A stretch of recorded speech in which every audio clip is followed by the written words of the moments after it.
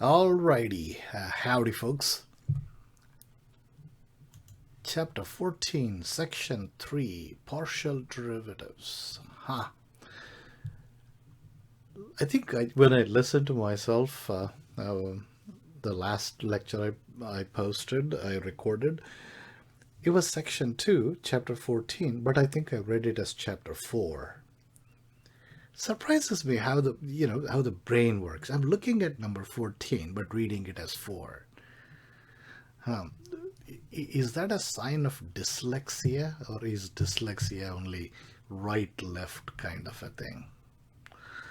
I hope I don't have any problems like that. But then it makes you sympathize with those that do. Anyway, partial derivatives is the topic, and I have a feeling you will not have all that difficulty understanding this one. If you know derivatives, man, this is okay. This is fairly straightforward. Surprisingly, limits in the last section was hard, right? Yeah, partial derivatives is cool. Not a big deal. Let's see. If f is a function of two variables x and y, suppose we let only x vary while keeping y fixed. Say y equals b, where b is a constant. What? It's simple. Suppose you have some f of xy, right? And what you do is you hold y constant. That means, how do you hold y constant? You just set it equal to b, some b, c, 3, 5, 7, some number, and allow x to vary. That's all we are talking about. And then the next claim is, then we are considering a function of only one variable x. Really? If we have a f of xy and we let y become equal to some constant b, then what the resulting function is just a function of only one variable x? Yeah, it is. Check this out. Do I have f of xy, a function of two variables x and y? Cool. Now, am I supposed to compute according to this f of x comma b? Because make y equal b. Okay, or let y equal b. Okay, in that case, we have x squared plus b squared over x times b. I wrote it as bx. Okay, let's look at this one. Would you say that this is just x squared plus b squared over bx is just a function of x alone? Yeah, constant. Yeah, constants are okay. They don't change the fact that this is a function of x. Isn't that interesting? So, by letting y equal to b a constant, the resulting function is just a pure function of x alone. Okay, what's the significance of that? In that case, we say that the partial derivative of f with respect to x at ab is f sub x of ab is just g prime of a, where g of x equals f of x comma b. Let me explain that. The reason we talked about letting y equal b is we can now talk about differentiating with respect to x. But f is actually a function of both x and y. How can you differentiate it with respect to x alone? Well, you can, and you call it partial derivative, because we are saying, well, I'm going to hold y to be a constant in some kind of a b. And then the resulting function, which is just a function of x, like this g of x, I will differentiate that with respect to x, right? And that's definitely possible. So we call that partial derivative with respect to x as f sub x.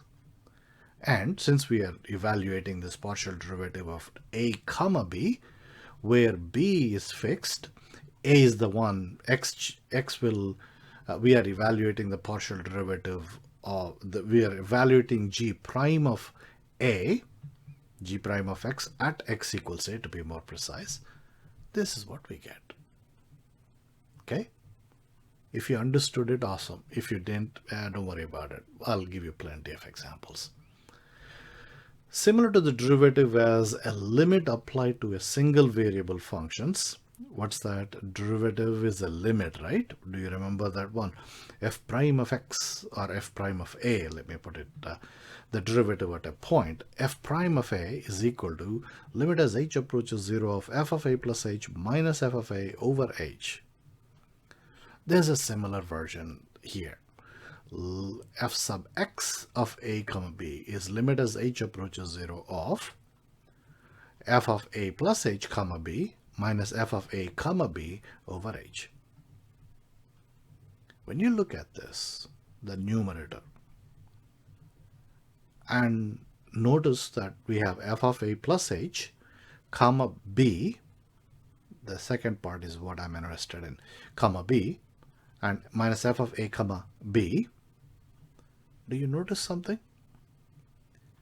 We are letting x change. X is at a, and then we are looking at what happens at x equals a plus h. We are looking at the function at function at x equals a plus h.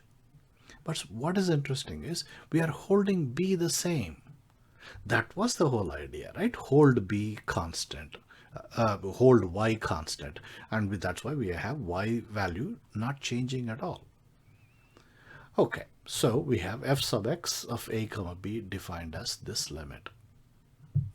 Now, can you be a tad clever and define f sub y of a comma b in a similar way? What would that mean? Oh, just as we held b constant, that is y equals b, just as we held y constant to a value of b, maybe I should have put it that way. Sorry about that, guys. So just as we let y be equal to a constant b, couldn't we let x be equal to a constant a and then differentiate? Yep. Similarly, the partial derivative of f with respect to y at ab is f sub y of a comma b, and f sub y of a comma b is, notice, the x value remains a. That doesn't change as promised. But b is b plus h and y value is b plus h and b. So if whatever is this difference divided by h, that's the difference quotient that we talked about in calculus 1. Okay, so this is how we find the second partial, we find the partial of f with respect to y at ab. Cool? All right. One more thing. If we write the partial derivatives as functions,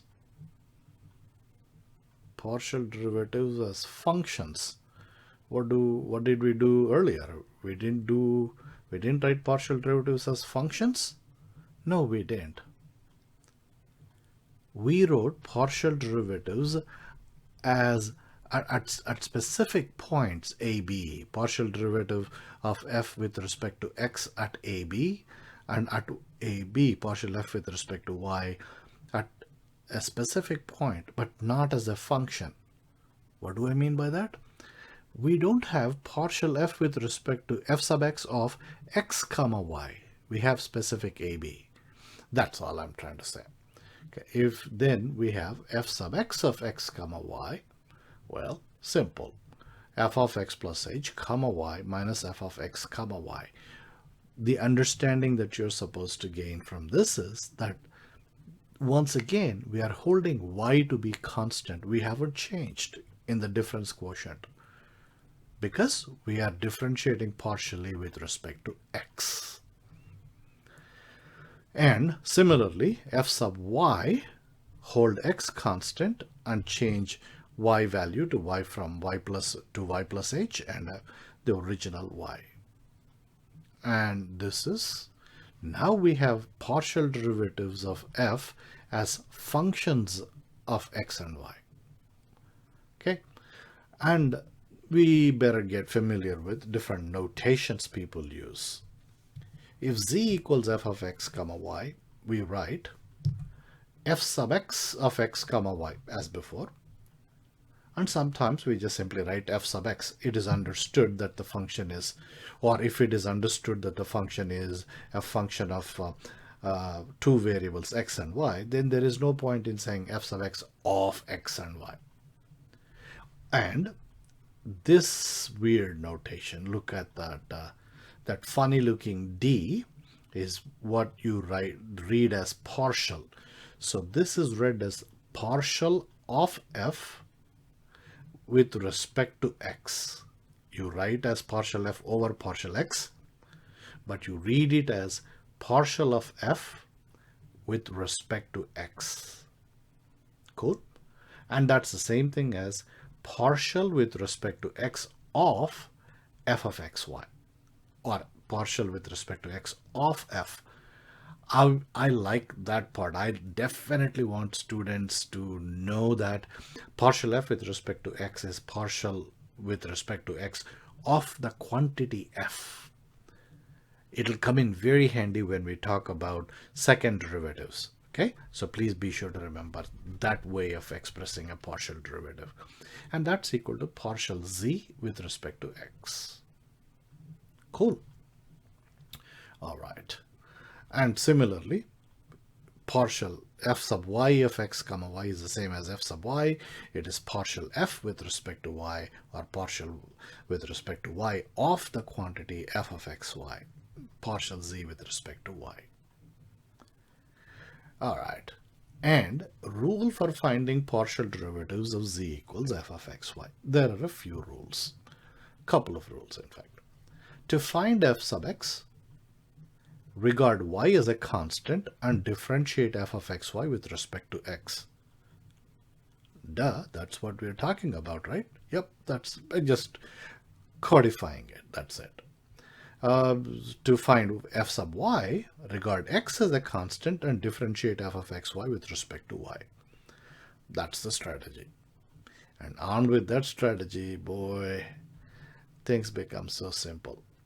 I'll illustrate with quite a few examples, okay?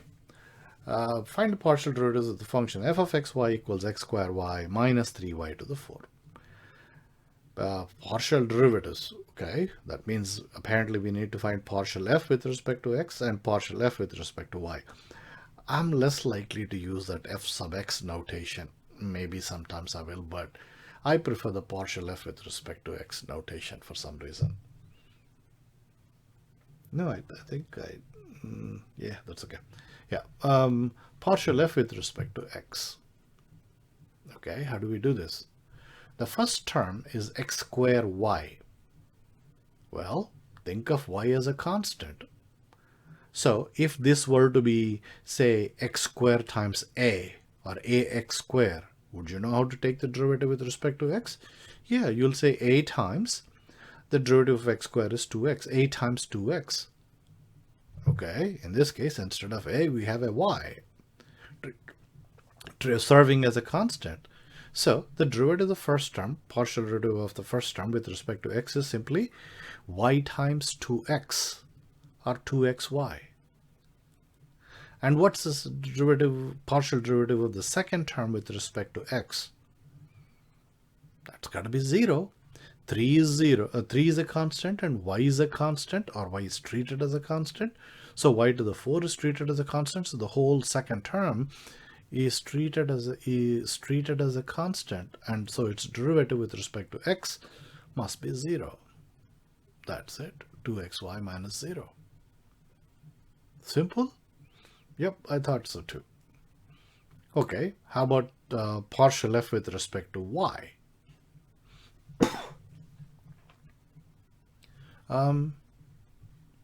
First function x squared, that's just a constant, okay, times the derivative of y is 1.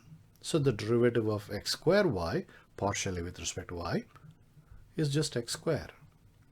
And 3y to the 4 with respect to y, oh, that's like a regular derivative.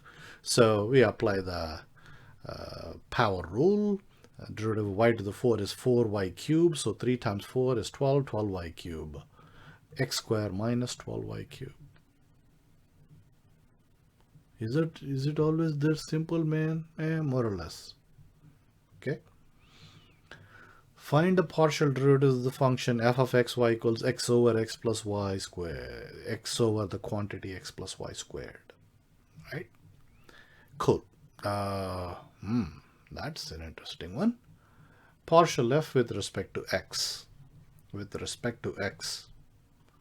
Well, would you agree quotient rule is a good idea? I don't know if I did a quotient rule or did a product rule, thinking of this as x times 1 over the quantity x plus y squared. Let's see. Nope, I did use quotient rule. Cool. So the denominator, x plus y the quantity squared, just write it as such. Differentiate x, the numerator, partially with respect to x. So that gives you 1 minus the numerator x times the derivative of the denominator, partial derivative of the denominator with respect to x. Well, we have a power, so 2 times x plus y times the derivative of x plus y itself, partially with respect to x, right? Which gives us 1 plus 0. So I needed to multiply this by 1 plus 0, which is just 1. That's why I left it off. Is that okay? Are you okay with what I just said? Minus x times the derivative of the denominator is 2 times x plus y times the derivative of x plus y itself, partially with respect to x, which gives us 1 plus 0 times 1 plus 0, which is times 1. So that's why I didn't write it. Cool. In the denominator, we square the denominator, right? Low d high minus high d low over low low. And the next thing is just simplify. Well, I factored out an x plus y, and one of those x plus y's cancelled out with a power of 4 here. And so that we are left with x plus y on the top and a minus 2x. And if we simplify, we just get y minus x over the quantity x plus y cubed. Now let's look at partial f with respect to y. Did I? Nope. Okay. So x plus y the quantity square times the derivative of x but with respect to y partially. Oh, that's just 0. So that's why I have a 0. Minus x times 2 times x plus y times 0 plus 1 over x plus y to the 4. And so that first term went to 0. So this just reduces to negative 2x over the quantity x plus y cube. As simple as that. Okay, let's look at the next one. F of xy equals e to the x over x plus y squared.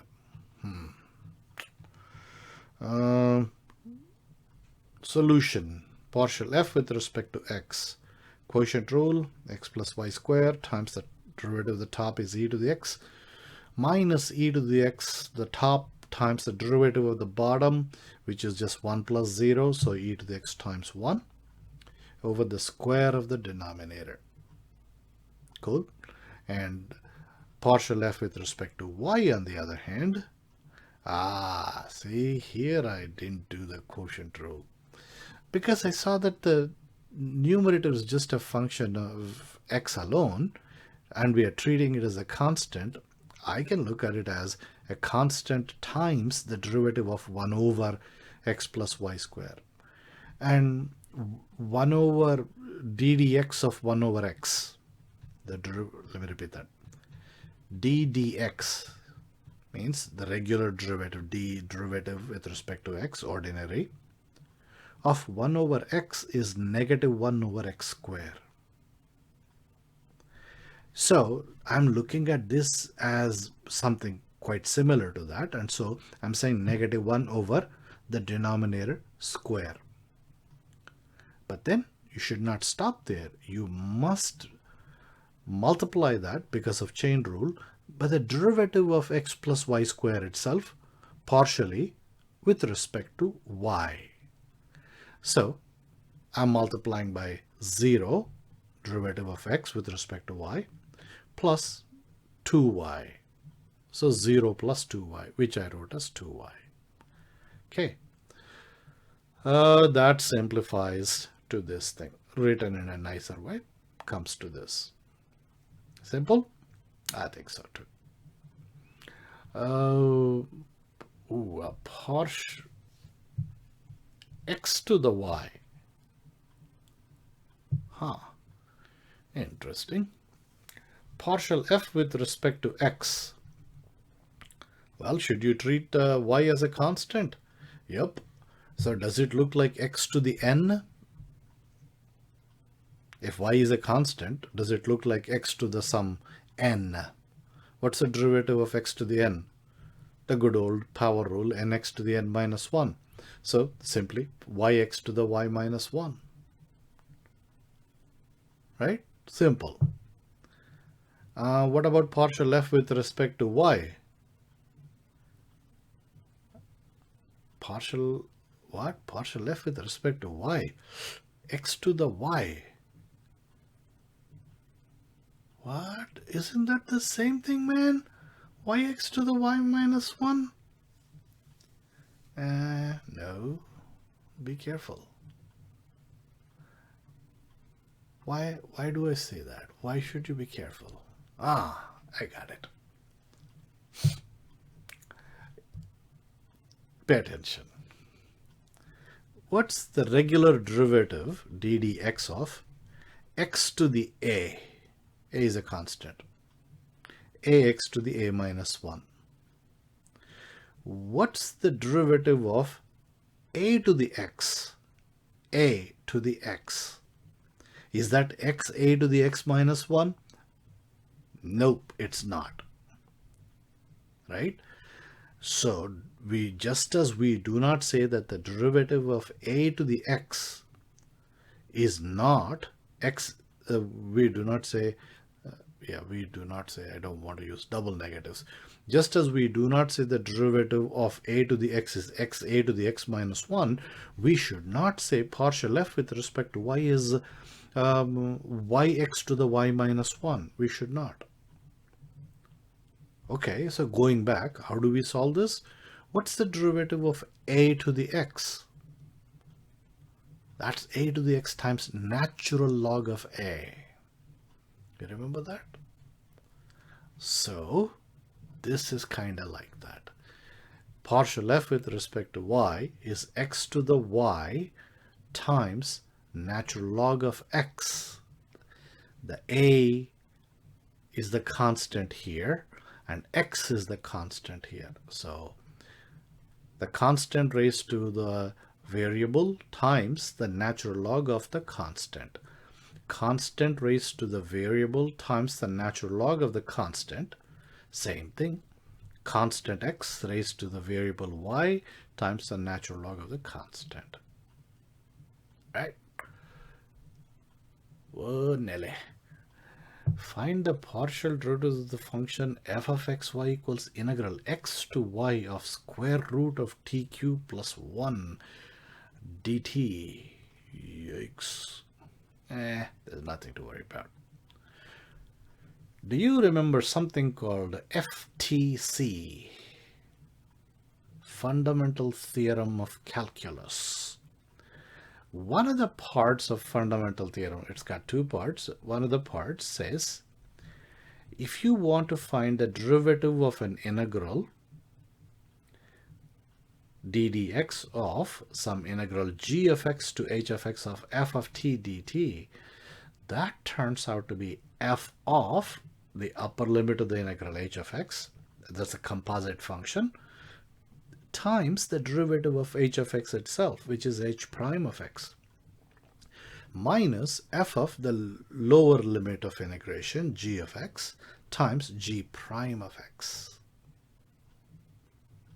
That's one of the fundamental theorem, one part of the fundamental theorem of calculus. Can we use that here? You bet. So partial f with respect to x.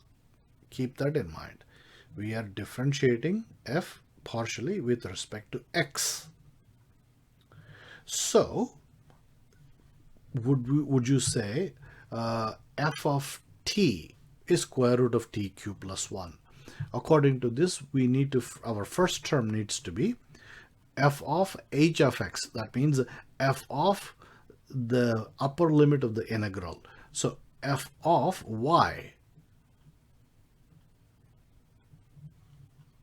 Are you okay with that? Please, please, please, please, please pay attention. The first part of this one says f of h of x. What is h of x? H of x is the upper limit of integration. Okay. Do we have a way of finding f of y? Yeah, we do. If I tell you that f of t is square root of t cubed plus 1, can you tell me what f of y should be? Piece of cake. Wherever t is, put a y there. So square root of y cubed plus 1. So for f of h of x, we have f of y, which is square root of y cubed plus 1. Oh, but we need to multiply that by h prime of x. That means the derivative of h with respect to x. So what is the corresponding thing here? The partial derivative with respect to x of y, the upper limit of the integral. What is the partial derivative of x with respect to y? Hey, wait a minute. We are partially differentiating with respect to x, so y must be treated as a constant. So what is its derivative going to be? That's got to be 0. You see the idea? So the very first term turns out to be square root of y cubed plus 1, corresponding to f of h of x, times the h prime of x part is just simply 0, because the partial derivative of y with respect to x is just 0, because we are treating y as a constant as we differentiate partially with respect to x. Cool? All right, so that part is the first one. Minus, that's the minus I have here. Now, what is f of g of x? Oh, that is f of the lower limit of integral. Okay, f of x. F of t is square root of t cubed plus 1. So f of x should be square root of x cubed plus 1. That's exactly what I wrote. Times g prime of x. That means partial derivative of x with respect to x. Partial derivative of x with respect to x is the regular derivative with respect to x of x, which is 1. Ta-da! That's all there is to it. What looks pretty complicated, in fact, if you think about it just a bit, it's not that complicated. All right? That is partial f with respect to x. Now let's look at partial f with respect to y. I'll let you tell me. Partial f with respect to y. Would you say f of h of y times h prime of y? Sort of. Okay, f of the upper limit of integral, f of y. Oh, that's just square root of y cubed plus 1. Are you with me? F of the upper limit of integration, that is f of y, which happens to be square root of y cubed plus 1. Is that what we had earlier? Yeah, that's what we had earlier.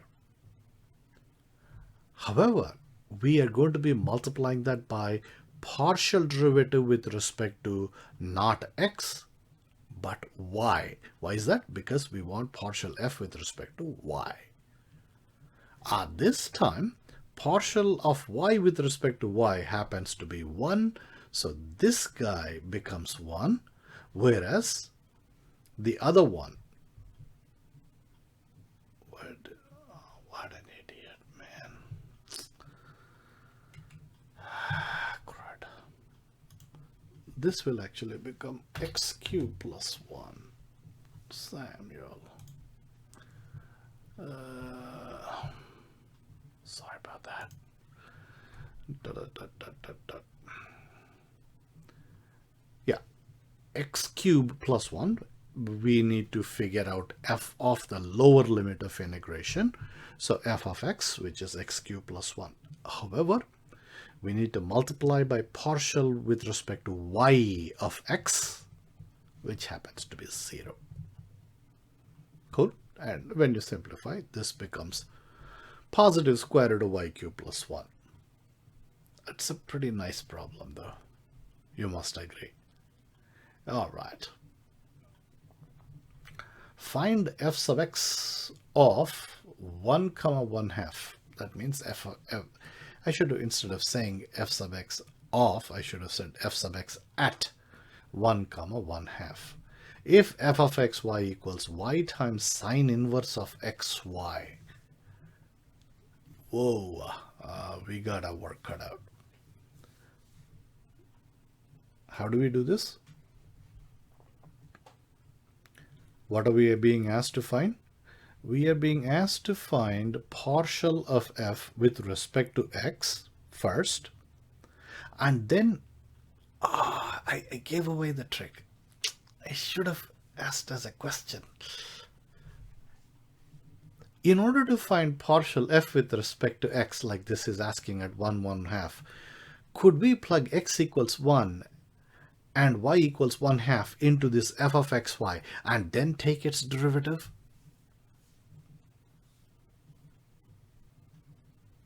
You understand the question?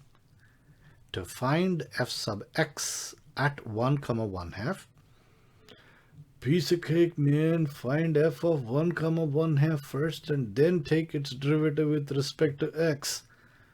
No, man, you can't do that, right?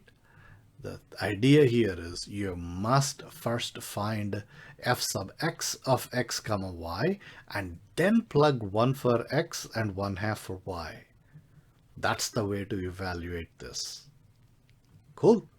All right. Are you okay with what I just said? Let me see if I can give a simple example in the regular one. If I say, hey, f of x is equal to x squared, tell me what is f prime of 2. What is that? F of x equals x squared. What is f prime of 2? Will you say you want f prime of 2, right? So let me find f of 2 first and then take its derivative. F of 2 is 4 and its derivative is 0, man. No, you wouldn't do that. You would actually find f prime of x, which would be 2x, and then you say f prime of 2, therefore, is 2 times x, 2 times 2, which is 4. Same thing here. You must figure out what partial f with respect to x first is, and then plug the values 1 1/2 for x and y. Okay. With respect to what? Okay. Y is held as a constant times, what's the derivative of sine inverse of just x, let us say. Forget about this xy. Remember the derivative ddx of sine inverse of x? 1 over square root of 1 minus x squared. Well, what would it be now? Same thing, similar thing. 1 over square root of 1 minus x squared y squared. The only thing is, chain rule says, be sure to multiply this by the partial derivative with respect to x.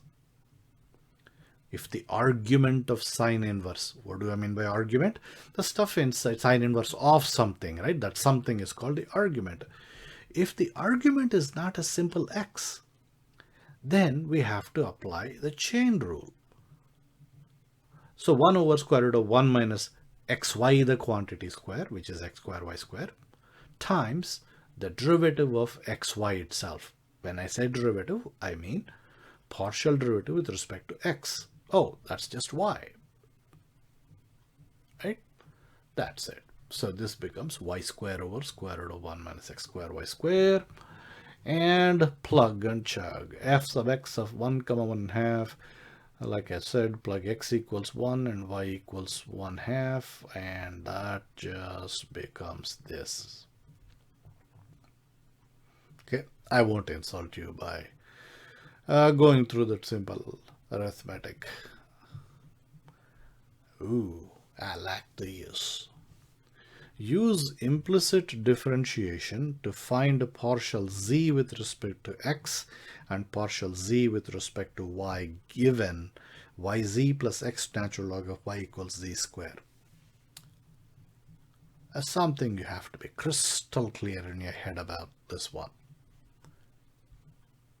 Z is the dependent variable. Both x and y are independent variables. Keep that in mind. Z is the dependent variable and it has two independent variables, x and y. That's what we say, that's what we mean when we say z equals f of x comma y. Okay, keeping that in mind, now if we are differentiating both sides in order to find the partial z with respect to x, our attempt is to differentiate partially both sides with respect to x. Okay, what does that give us? Differentiate partially with respect to x, recognizing that z is a dependent variable, but x and y are independent variables. That's what I was saying. So what do we get? Y, if we look at the first term, do we need to apply product rule to y times z? Do we or do we not need to apply product rule? Think. We are differentiating partially with respect to x. Immediately, what does that mean about y? Oh, y is just a constant. So if we have a constant times a function of x, z is a function of x, of course a function of both x and y, but certainly we can say z is at a minimum function of x. Okay, so do we need to apply product rule? No, this is just a constant. So you can yank this out of the derivative and say y times, oh, just differentiates. I'm sorry, I had to sneeze. So differentiate partially z with respect to x. So that's what gave me y times partial z with respect to x. Notice I wouldn't have z times partial y with respect to x. Well, if I did, well, partial y with respect to x is 0 because y is treated as a constant as you are differentiating with respect to x, and that would have turned out to be z times 0. Yeah, we didn't have to. Cool. Next, x times natural log of y. We are taking the derivative partially with respect to x. So natural log of y is treated as a constant, and so we have natural log of y times derivative with respect to x of x, which is 1. So we get natural log of y. And now here is the interesting one. What's the partial derivative of z squared with respect to x? Well, differentiate with respect to z first. You get 2z. But then chain rule says be sure to multiply by partial z with respect to x. Cool. So once we have this, if our intention is to find partial z with respect to x, it's just a matter of algebra. Pull all the terms that have a partial z with respect to x onto one side by subtracting, doing all kinds of nonsense, and then this is what we end up with. Cool. All right, next we differentiate partially with respect to y, of course treating x as a constant. First term, first term, what's the derivative? Is what? We have y times z, and we are differentiating partially with respect to y. Are we expected to apply a product rule now? Earlier, when we were partial differentiating this with respect to x, we said, nope, you don't need any product rule. Do we need one now? You betcha. Y is a function of y. Z is also a function of y. At a minimum, it's a function of both x and y. But z is so we have a product of two functions of y. So we got to apply product rule. Simple. Y times partial z with respect to y plus z times 1. That took care of that. Y times partial z with respect to y plus z. Cool. X times natural log of y. X is a constant. Natural log of y, the derivative is 1 over y. So x over y. Right hand side, we are differentiating partially with respect to y. So 2z is the derivative with respect to z itself. But chain rule says be sure to multiply by partial z, however, with respect to y. The rest is simple, straightforward. Gather all the terms with a partial z with respect to y and do this and you're done. Cool? All right. Find all the second partial derivatives given f of xy. Second partial derivatives? What in the world is the second partial derivative, man? Straightforward. You will see how simple it is. Okay. Let's go with partial f with respect to x first, which is f sub x. Any idea? So natural log of something, 1 over ax plus by, times partial of ax plus by itself, which is just a times a. This goes to 0. Guess what? 1 over ax plus by times a over ax plus by. That's a partial f with respect to x. What else did I do? Now comes the interesting one. What is second partial of f with respect to x? Just like we have d square y dx square, second partial of f with respect to x is something that we write like this. Second partial of f with respect to x. That's the same thing as f sub xx. And this is why I told you earlier, if I look at partial f with respect to x, I always try to think of it as partial with respect to x of the quantity y. What is that? I think of it as partial with respect to x of the quantity y. Because that comes in very handy with second derivatives and third derivatives and so on. Second partial of f with respect to x is nothing but the first partial with respect to x of the quantity partial f with respect to x. We already evaluated that first partial f with respect to x here. So all we need to do is take the partial derivative with respect to x of the previously evaluated partial derivative. That's how you find the second derivative. To me, that makes just so much more sense. So I can go to this and say, okay, what did partial f with respect to x turn out to be? Oh, this guy. Okay. I don't know if I did that. I'm an idiot. I should have added just one more step. I should have said partial with respect to x of and replace this partial f with respect to y, x with a over ax plus by. It would have looked so cool. Partial with respect to x of a over ax plus by. Okay, but I'm expecting you to understand that. All right, my frustration. Cool. So what's this? A is a constant.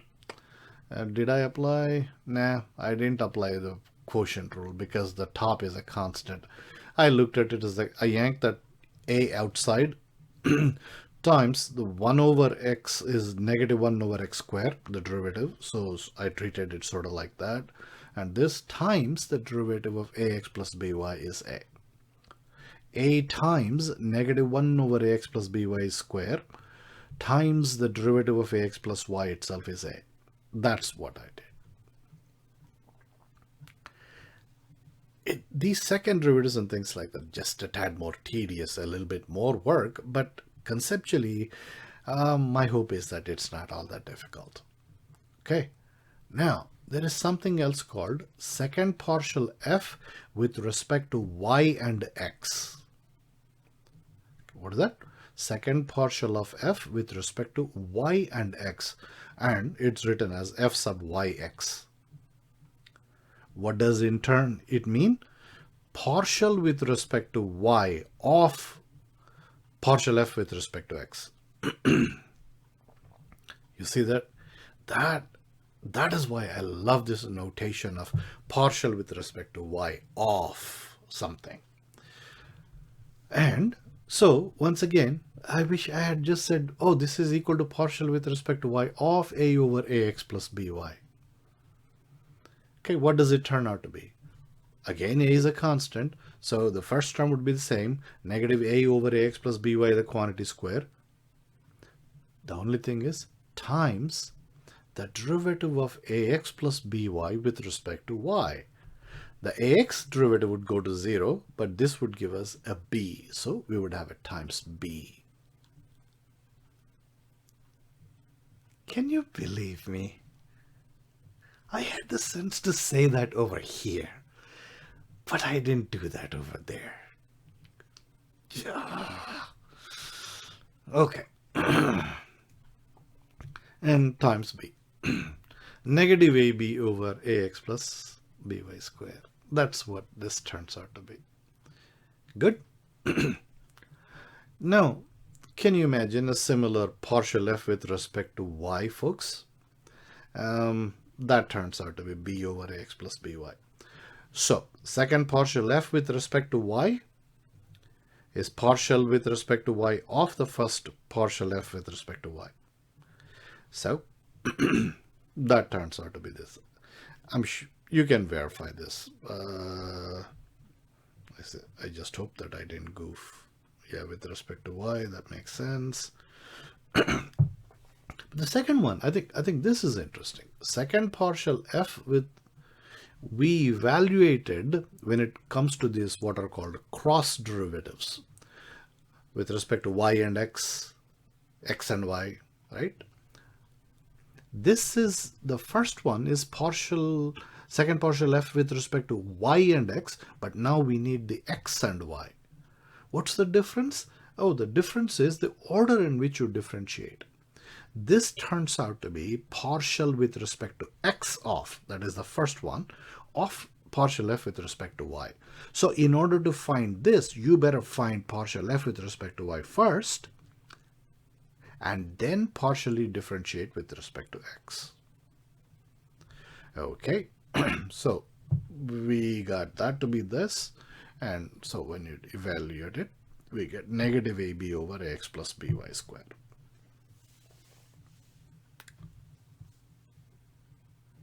Something interesting happened here. I think I don't know if I'll point this out at a later time.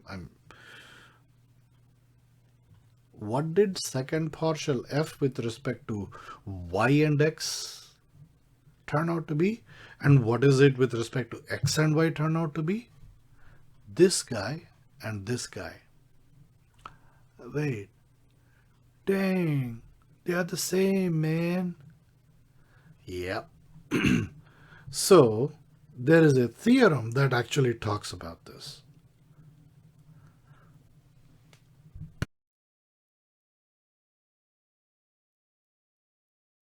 Okay, I think I did one more problem and then pointed out to the theorem. Find all the second partial derivatives, That means, dang, you need to find second partial f with respect to x, second partial of f with respect to y and x, second partial of f with respect to y, second partial of f with respect to x and y, all that nonsense. So it turns out f sub x, do I need to go over how to differentiate all of this? I don't think so, folks. The only thing is, yeah, like I just want to point out, second partial f with respect to x, like I did, is partial with respect to x of partial f with respect to x. And that turns out to be all of this. What's this mess, man? With respect to x. Oh, lordy. Okay, this is what I did. Y square over 2. That's just a constant as we are differentiating partially with respect to x. So that one. And so I wrote the square root of 1 plus x square in the denominator as 1 plus xy square raised to negative 1/2. So its derivative would be negative 1/2 x raised to negative 3/2 x, meaning this 1 plus xy square raised to negative 3/2. I just applied the nx to the n minus 1 stuff. The only thing is, be sure to multiply by the derivative of 1 plus xy square, partially with respect to x, which turns out to be 0 plus y square. That's why I'm multiplying by a y square. Okay, and when you simplify, that turns out to be that. And now, second partial f with respect to y and x. Notice that's what we can actually find after finding partial f with respect to x. Because to find second partial f with respect to y and x, we do partial with respect to y of partial f with respect to x. So we better know this first. And yes, we do. So we can do the partial derivative with respect to y. And that turns out to be a big long thing with the quotient rule. I'll leave it to you guys. Trust me on it. So all that simplification, and finally it turns out to be this nonsense. Whoa. So partial f with respect to y is this, and yeah, boy, oh boy. I think this would be a good exercise for you to work and verify whether or not you get the same answer as I did.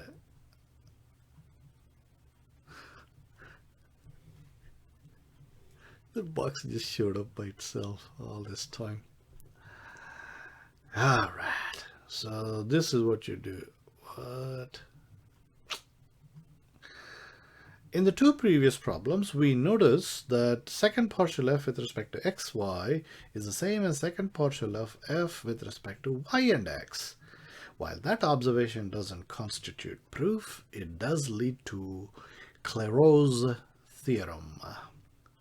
Is that how you pronounce that French name? Clairaut's theorem. And what it says is, suppose f is defined on a disk D. What? Disk D? What the heck is a disk D, man? You remember I talked about in the neighborhood, I drew a circle around AB last time. Its disk is the same thing as the drawing a circle. A disk D that contains the point AB. If the functions f sub xy and f sub yx are both continuous on D, that's the only condition. In the neighborhood of that AB, that point AB, if both f of x, f sub xy and f sub yx, the second partial f with respect to x and y, second partial f with y and x, if they happen to be continuous, then automatically they are exactly the same. That's what the Clairaut's theorem promises you. So the order in which, hey, do I need to differentiate with respect to y first and then x, or x and then y, it doesn't matter. If both f sub xy and f sub yx are continuous in an interval containing the point, then this is true. Ladies and gentlemen, I think that wraps up this section.